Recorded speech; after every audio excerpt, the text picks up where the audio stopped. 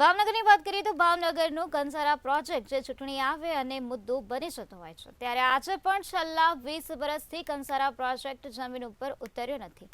મહાનગરપાલિકા હસ્તક કામગીરી શરૂ થઈ અને 3 વર્ષ વીતવા છતાં પણ પ્રોજેક્ટ હજુ અધૂરો ને અધૂરો જ જોવા મળી રહ્યો છે.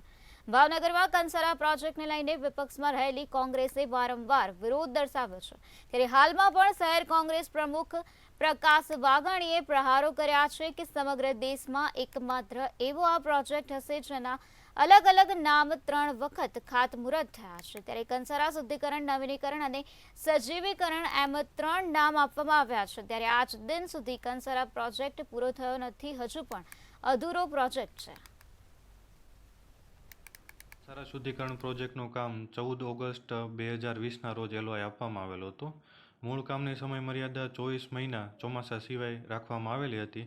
હાલ 87% જેટલી ભૌતિક પ્રગતિ છે, કામ પૂર્ણ કરવામાં આવેલું છે, જ્યારે ડ્રેનેજના જોડાણો અને ફોલ સ્ટ્રક્ચરનું કામ છે પ્રગતિમાં છે.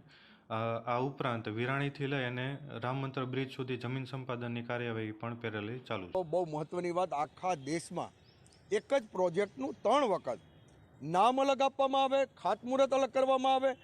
એ કંસારા શુદ્ધિકરણથી માંડીને નવીનીકરણ અને હવે સજીવીકરણ આવ્યું. અને બહુ સારી વાત છે ભાવનગરમાં કે ભાઈ લોકોનું આરોગ્ય જે કંસારો વહે છે એ આરોગ્ય ગંદકી ઓછી થશે હું માનું છું.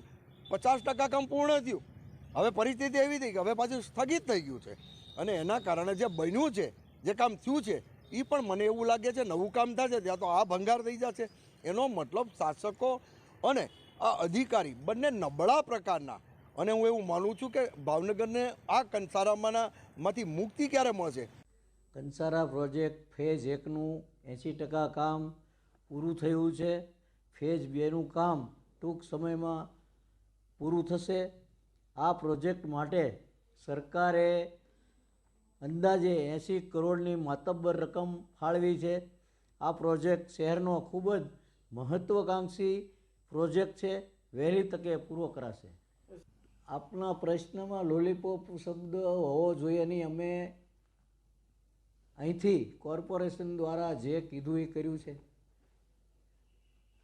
સમય કદાચ આગો પાછો થાય પણ આ કામ પૂર્ણ કરવામાં આવશે.